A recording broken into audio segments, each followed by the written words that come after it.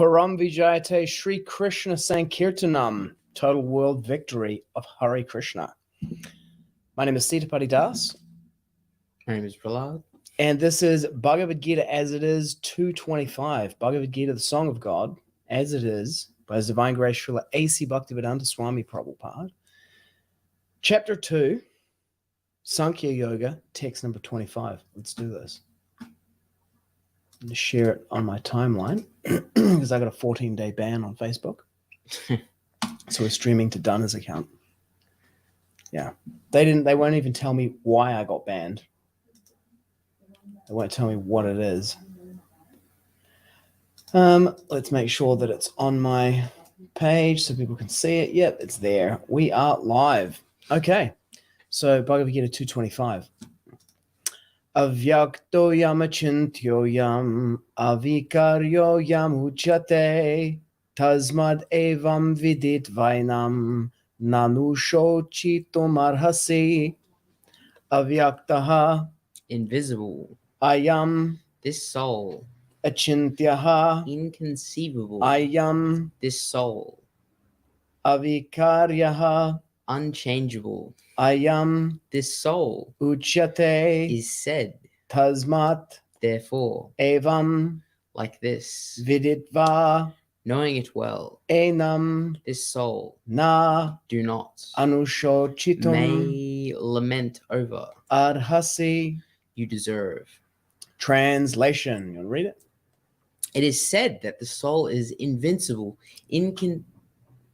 invisible, inconceivable, immutable, and unchangeable. Knowing this, you should not grieve for the body. Okay, one paragraph of purport. You take it away.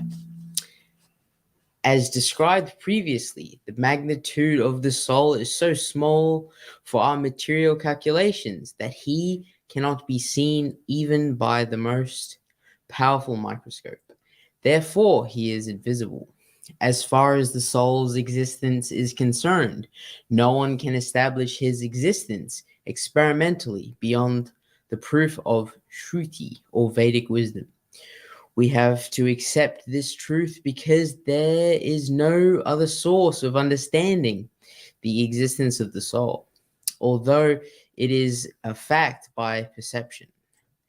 There are many things that we have to accept solely on the grounds of superior authority. You added 2 words to that sentence. There are many things we have to accept solely on grounds of superior authority. No one can deny the existence of his father based upon the authority of his mother. Mm-hmm. No, there is no other source of understanding the identity of the father except by the authority of the mother. Similarly, there is no other source of understanding the soul except by studying the Vedas. In other words, the soul is inconceivable by human experimental knowledge. The soul is consciousness and conscious that also is the statement of the Vedas. Try that again. The soul is consciousness and conscious. That also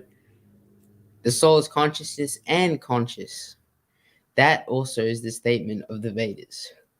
And we have to accept that. Unlike the bodily changes, there is no change in the soul. As eternally unchangeable, the soul remains atomic in comparison to the infinite supersoul, the supreme soul. The supreme soul is infinite, and the atomic soul is infinitesimal. Therefore, the infinitesimal soul, being unchangeable, can never become equal to the infinite soul, or the Supreme Personality of Godhead. This concept is repeated in the Vedas in different ways, just to confirm the stability of the conception of the soul. Repetition of something is necessary in order that we understand the matter thoroughly without error.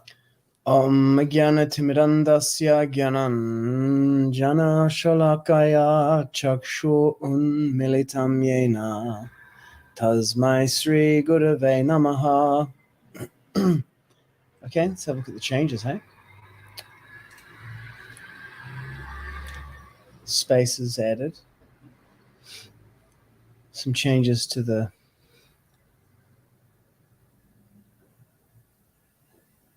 what? Do not. Do change to do. Anuśocitum. May lament over. To lament. Okay.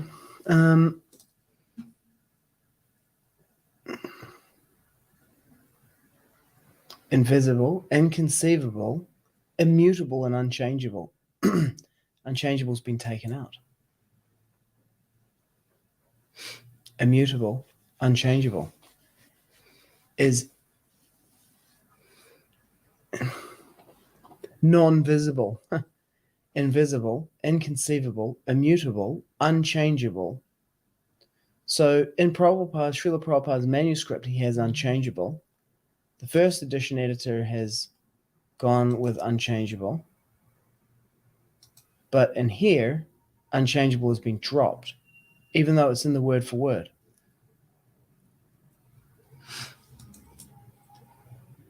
Why?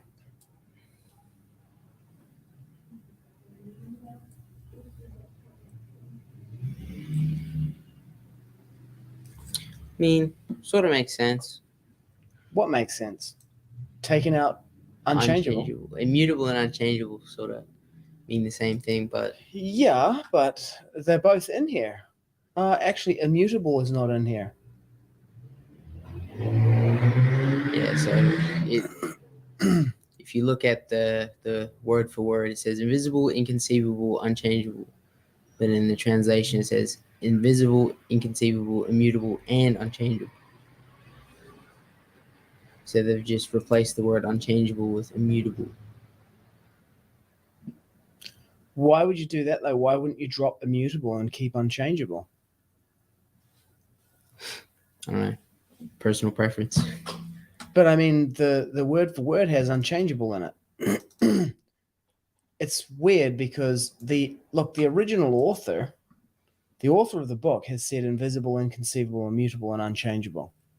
The editor went with that, and then they said, you know what? We're going to override the author of the book and the editor, and we're going to put something that we think it should be. And what they end up putting in there is not even what's in the word for word. Mm. What? Like it? Yeah. Anyway, the changes are unauthorized categorically. This particular change obviously also is unauthorized specifically, and it has a problematic theory of editing behind it. You could say, going for alliteration, all the words begins with I. Inconceivable, invisible, inconceivable, immutable, and unchangeable. So invisible, inconceivable, and immutable. Invisible, inconceivable, and unchangeable. Rule of threes, and then it all begins with I. Yeah. I mean, it makes sense, but it just that would be something that would pull for that. Yeah. What else? Just here, there is no other source of understanding the identity of the father than by the authority of the mother. Similarly, there is no source of understanding except by, I mean, in English you would say than or other than. Mm. I bet he's got something like that here. Oh, yeah. Either no other source than or no source except would be correct. Yeah, but so what?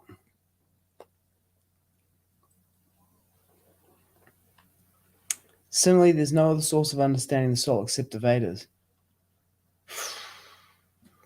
Yeah. Okay. Understand the matter thoroughly without error. Yeah, okay. That comma is not mentioned in here. Oh, the comma's already there. Is it? No, I think it's, well, I don't know. Hard to tell. Mm-hmm. It's not in here, though.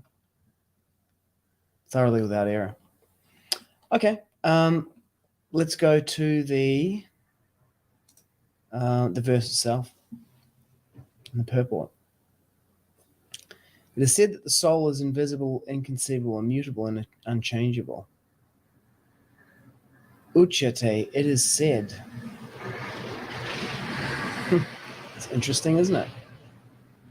It is said. Where is that from?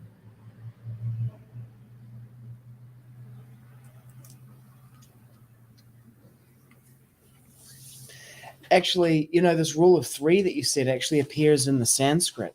Avyakto yam, acintyo yam, avikāryo yam. Acintyo. So it's avyakto yam, acintyo yam, avikāryo yam ucyate.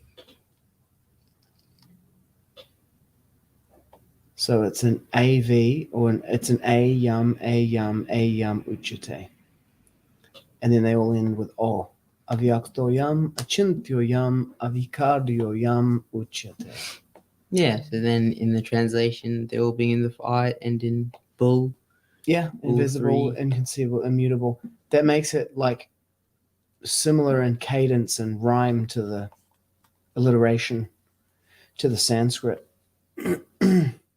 And that's not what the author wrote, If he did that, it would be like, hey, this is cool. I can see why he did this, but that's not what he did. And then you're like, hey, but, I'm going to do that. But it's like, dude, it's not your book, Write your own book and do that in there. I wonder who, it says here, it is said, but like, by who and where? This is definitely a fact. Well, you can infer, because the whole book is a conversation, that when it says it is said, it's just talking about the conversation, because it is a conversation. No, but this is dialogue. Yeah, so then... Krishna is saying this. Krishna is saying, hey, it's said that the soul is invisible, immutable, unchangeable. Just like in the first chapter, Arjuna says, I've heard from I've heard through disciplic succession that. He just says, I've heard. Here it is like, it is said. It doesn't say by who or from where.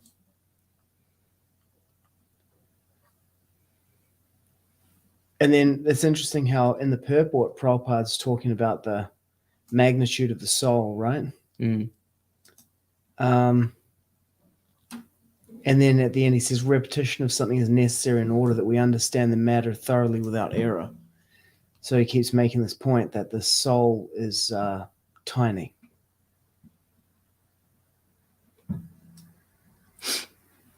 Also, the repetition is in the sort of verse theme.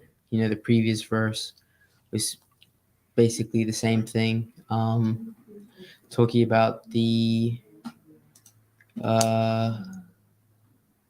the unbreakable, insoluble, can either be burned, everlasting, all-pervading, unchangeable, immovable, and eternally the same. That's like, sort of the same topic as the next verse. Yeah. So it's kind of repetitive, yeah. Yeah, but this one, it says you should not grieve for the body. So it's not just repetition for the sake of repetition. He's landing it. Yeah. There's a driven purpose. Avyakto yam, acintyo yam, avikāryo yam ucyate. Avyakto yam, acintyo yam, avikāryo yam ucyate. It's epic. It's like this here, I'm sure this comes from somewhere. Let's see if we can find it. Avyakto yam, acintyo yam. Sweet potatoes.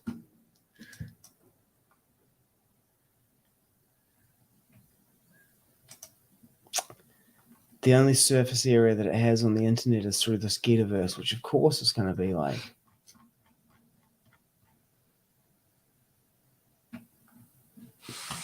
but it has to be it's got to be a callback to something.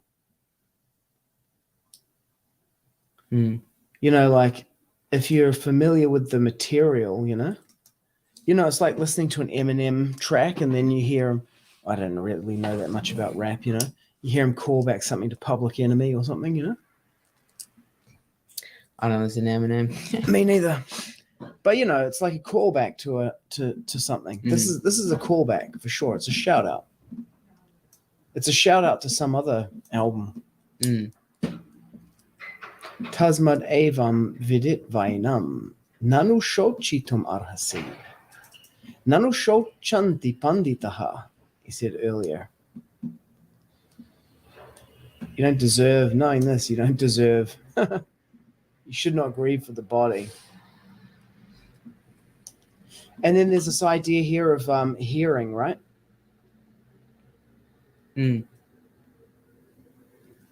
There's many things we have to accept solely on grounds of superior authority. Of course, you can learn from other people's experience more than you can from your own direct experience, right? Yeah.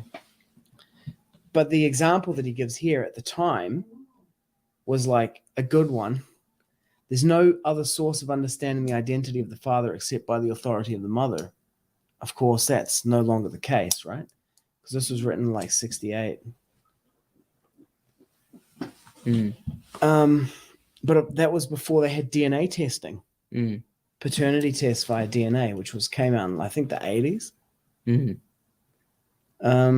So now people will listen to that and go, oh, well, you know, you are not the father. So there is another way of finding out except by the authority of the mother, right? The authority of the mother actually turns out to be unreliable. And the paternity test is like the gold standard now. So there's that. And then there's also this up here. It says, as described previously, the magnitude of the soul is so small for our material calculation that I'm sorry, did you just assume the soul's pronouns? You know? It's like, dude, I think this book needs to be edited to update it, you know? Can you see how, like, if you go too much into this editing mindset, you'll just keep finding things that need to be changed? Of course, they released a editing guidelines that said that it should not be edited to bring it in line with, like, modern language and ideas, changing social kind of ideas. Yeah, because that is changing, but, you know, there's the updating of your sort of knowledge, which is different from changing social repertoires. Is that the right word? Social mores? Social norms? Yeah. While there's, you know, you gain new information. Like, you know, probably the creation of steel has been updated since the book was written. Creation of steel? Yeah, you know, like the techniques to create steel, or since this book was written? Yeah. I doubt it. Well, not like there might be some new steel alloys that have been developed, but well, I'm talking like the actual process, you know. Like, okay, we heat treat it and then we mine it this way. You know, that changes as, you know. So material sciences, like, yeah, I mean, we didn't have AI or robots. Yeah, so there's an updating, the two different categories. There's an updating and increase in knowledge and technology, and then there's the social norms that are not concrete. Yeah. That can just be, you know, whatever. It could be something at this time and then it reverts back. Yeah, exactly. You don't want to be changing you just don't want to change it at all. Yeah. But this example in here is like, it's actually difficult for people to grasp this now. You know, like, no one can deny the existence of his father based on the authority of his mother. There's no other source of understanding the identity of the father except by the authority of the mother. I know this for a fact because, you know, preaching out of the Bhagavad-gita in urban preaching centers, and people are like, you say something like that, you're just preaching four on the floor, straight Prabhupada purports. And then they're like, yeah, because you can get a DNA test. But prior to that, you can understand that there was no way for you to tell. That was a great example, that one. You know, it's like everybody knows who their father is, but no one's done a DNA test. But even still, because this is how I would argue it with people when they'd say that, oh, the DNA. I was like, hey, you haven't done a DNA test, but you just take your mother's word for it that, you know, that's your father because she says he is. even he has to take her word for it. Mm. But of course, it's like, you also bear family resemblance and everything, but the bottom line is that people are walking around going, this is my father. And how many people are doing a DNA test to do that? Not that many. Yeah, I don't know. Maybe in the United States it's more of a thing, but I don't know. But you know what I mean? It's like people know who their father is, but how do they know who their father is? Not through a DNA test. It literally is because their mother says he's the father. Well, I would argue that the meaning of the authority of the mother would have encompassed that too, because you still need some part of the mother. What do you mean? If you're doing a DNA test, it still needs to be the mother's part. How do you mean? Oh no, I'm stupid. The way they do the test is they get the DNA from the person they want to see if it's the father, and then they see if their DNAs are closely related. Yeah. Yeah. And then if they're wildly divergent, they're like, sorry, it's someone else, Huh. That's how that works. Never mind then. They don't need the mother's DNA for that. Similarly, there's no other source of understanding the soul except by studying the Vedas. In other words, the soul is inconceivable by human experimental knowledge. Well, it's interesting because previously it said that, what did it say? Nasato vidyate bhavo, nabhavo vidyate sata, uvayo api drishtontas, tvanayos tattva darshabi. That of the non-existence, there's no permanence, non-existent, and of the existent, there's no change. Of the eternal, there's no change. This, seers of the truth have concluded by studying the nature of both. So, that the soul is inconceivable by human experimental knowledge. I mean, there is like a mystical process by which one can realize, the self. But through the senses and what people normally think of as human experimental knowledge, it's inconceivable. That's why material science, although there are some material scientists like Donald Hoffman, who's an evolutionary biologist who specializes in the development of vision. He's arrived at this model of conscious agents because he tried to do simulations, computer simulations, and then he just arrived. He said, well, when we did the computer simulations, you really have to start with one of two things. You either start with matter as being the first thing and then consciousness comes out of that, or you start with consciousness first and then matter is a secondary principle. And he said, we just chose to start with consciousness first to see where it would lead us. And it led them to a very strange place. His book is called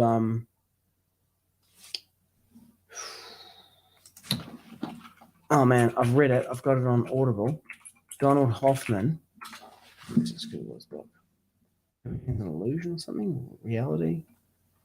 Do we really see as it is the evolutionary argument against reality? The case against reality. That's what his book's called. The Case Against Reality. Oh, it's a very good book, that one. Anything else about the verse? Nope.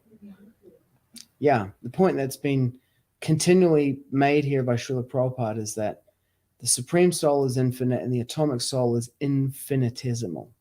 Therefore, the infinitesimal soul, being unchangeable, can never become equal to the infinite soul, the Supreme Personality of Godhead. It's a great use of unchangeable, and that, ladies and gentlemen, is why unchangeable is in the verse. Is it unchangeable? Unchangeable still in the verse, the other one, but just not the translation. Nope. Yeah, exactly. Yeah, you see? Look, they've ruined that. Prabhupada put it in there specifically to make this point down here. That the infinitesimal soul, you can't go from being... He's arguing against this idea that post-liberation you can become the infinite. I mean, his purports in this whole section here are all about that. He's arguing against another commentary on the Bhagavad-gita, which has made the case that after liberation you become infinite, and that your individuality is a product of Maya, product of ignorance. He's arguing against a Mayavad commentary, maybe even Shankaracharya's one. Someone in the line of Shankara. Nirvishesha Shunyavadi Paschatya Deshatarine. And then by pulling it out of here, they've broken that.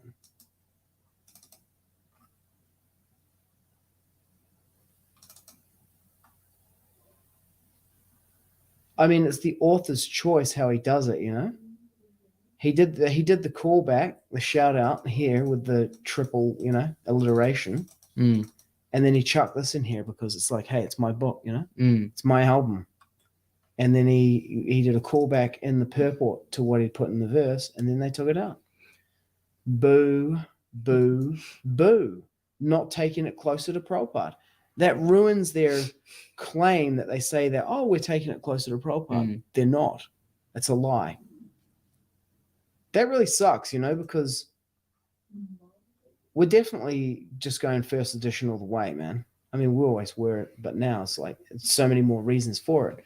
Because, you know, to break this here,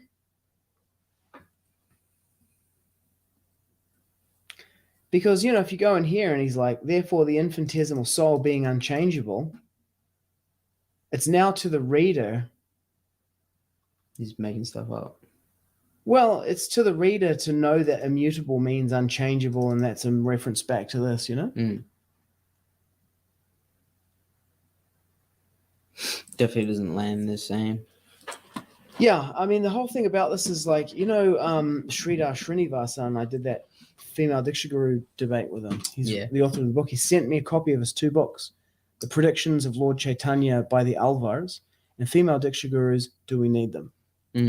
He was saying that according to the Bharadvaj Samhita, for the antyajas, those who are outside the Varnashram system, the Bhagavad-gita and the Srimad Bhagavatam are not for them. Therefore, the Shudras, Stri Shudra, the Vaishyas, the Shudras, and the women of the Varnashram society. But he said that for the antyajas, for them, it is Bhashya, commentary. So he said even distributing Bhagavatam and Bhagavad-gita, according to the Vedic standards, should not be done to people outside the Varnashram system, but they can be distributed with the commentary.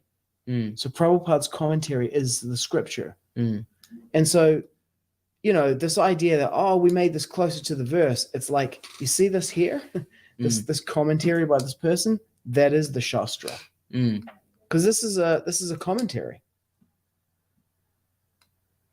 Even the translation itself is a commentary. I mean, anything other than like just this is a commentary. Yeah. You know, the choice of the words, the whole thing. And particularly here, this is designed to defeat. This thing here is all woven together to defeat this other commentary. It's awesome, man. It's like a diss track, you know? It's a yeah. The other thing we've been doing is reading these letters from Srila Prabhupada to Narayan Maharaj in the 1966 in Matchless Gifts in New York.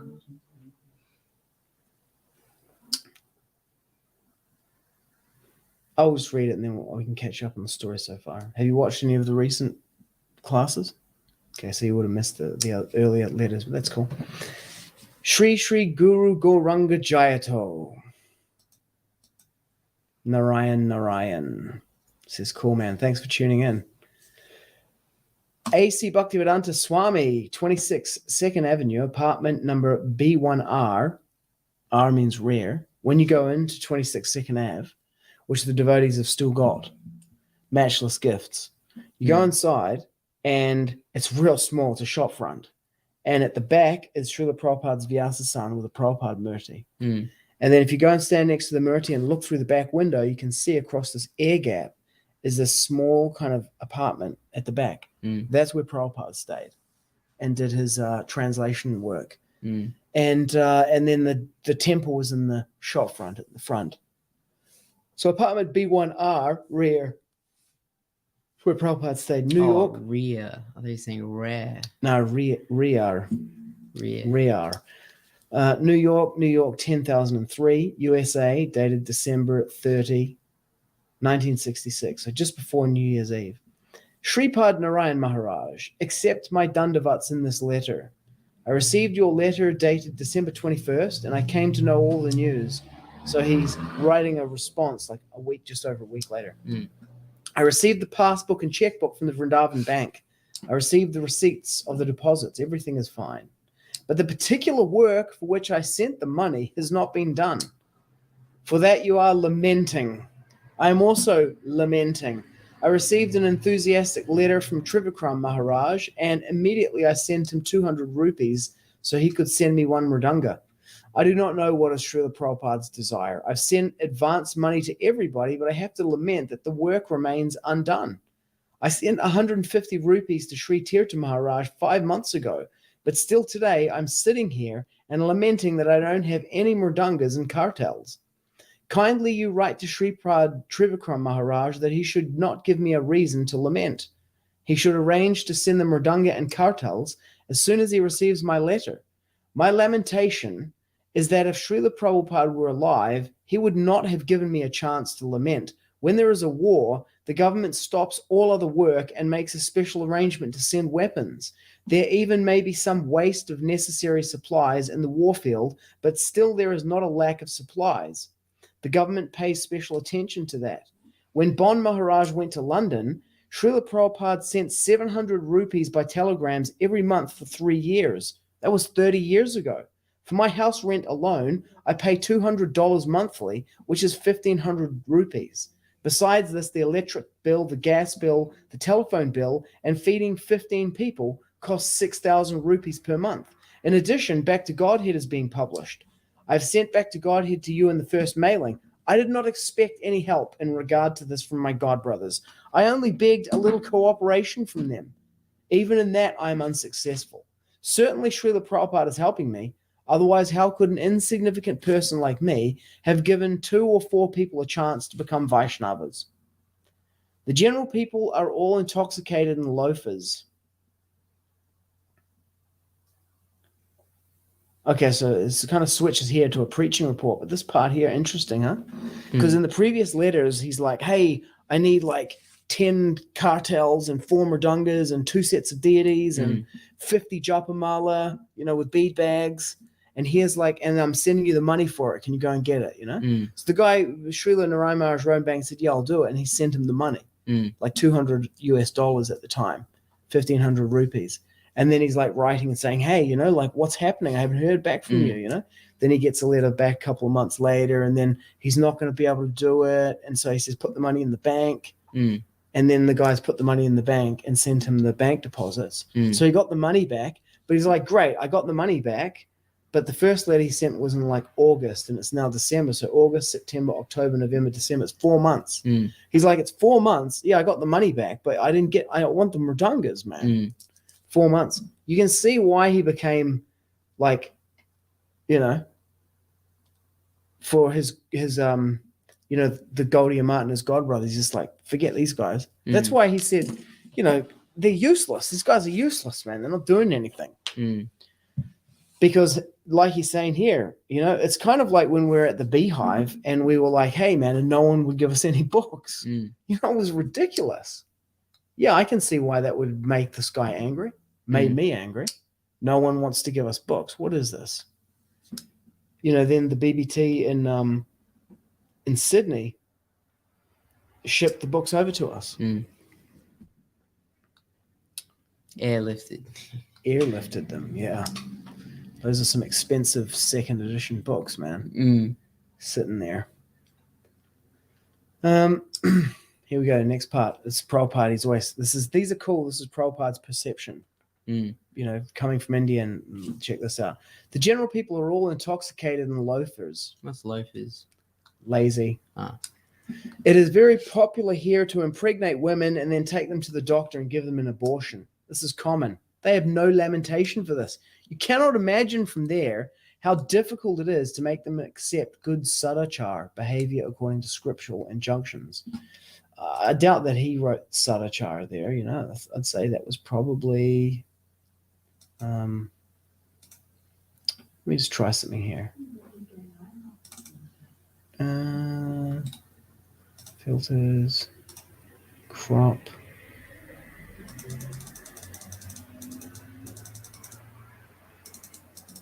Yeah, let's crop the right instead.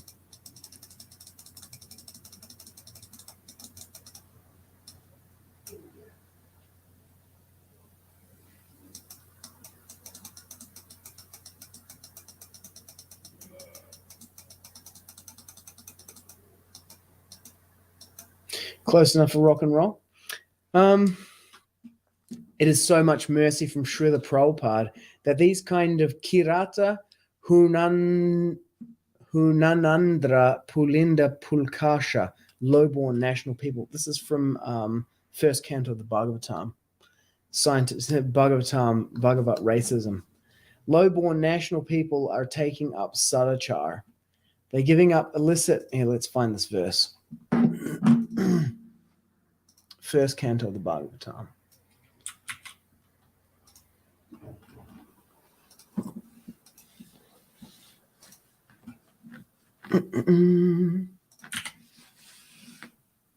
Okay.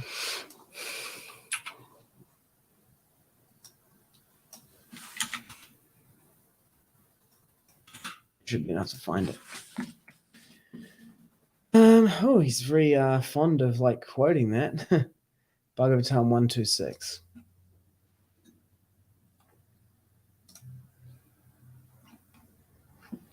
Or 127? 126. Why did it jump all the way down to there? Nope. 2418. Okay. I was wrong. It's not the first canto, it's the second canto. Kirata Huna, the Huns, Germans. Andhra, Pulinda, Pulkasha, Abhira, Shumba, Yavana. Some people say those are the Jews.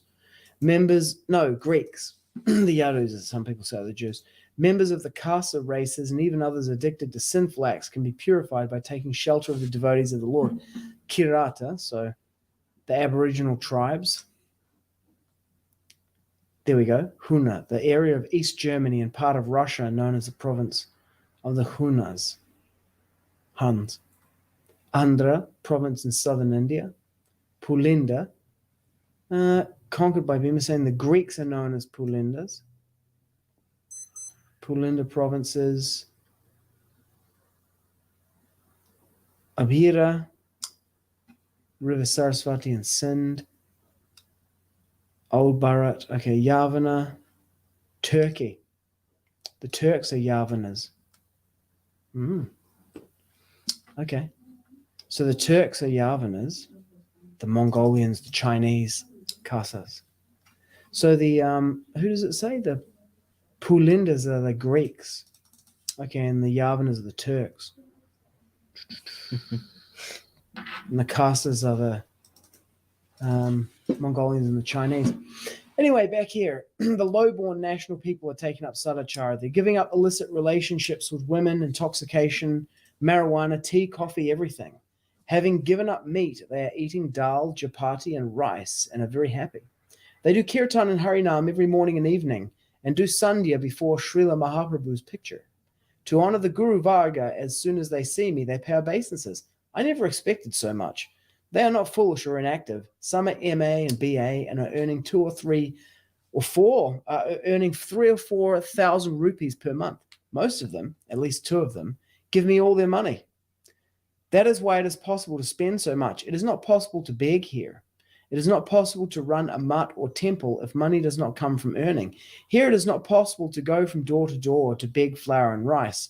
Without notice, it is not possible to meet with any gentleman. It is necessary to make an engagement beforehand. Along with all this inconvenience, in this faraway foreign country, I am working alone, helplessly.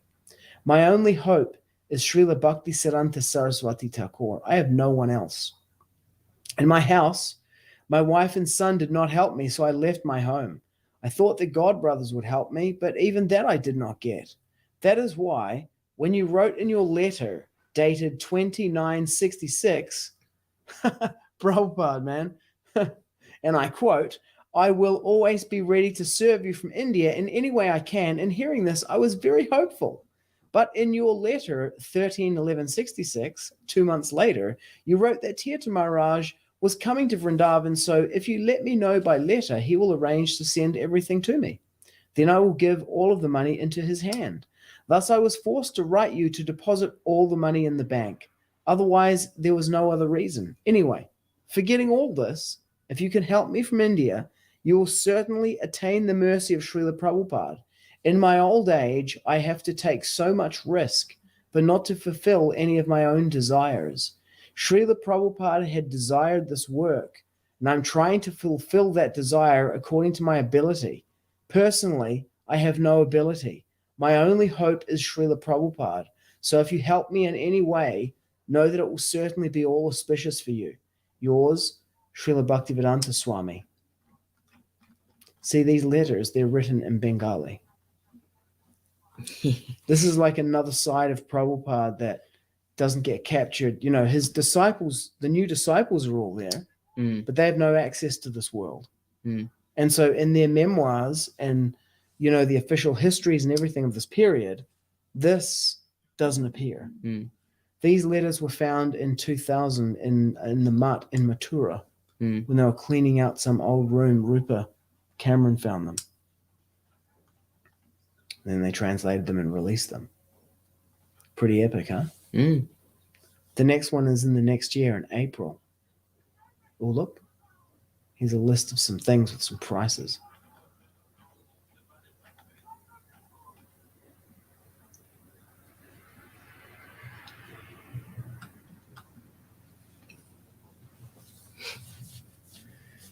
Epic. Anyway, we'll go with that letter tomorrow.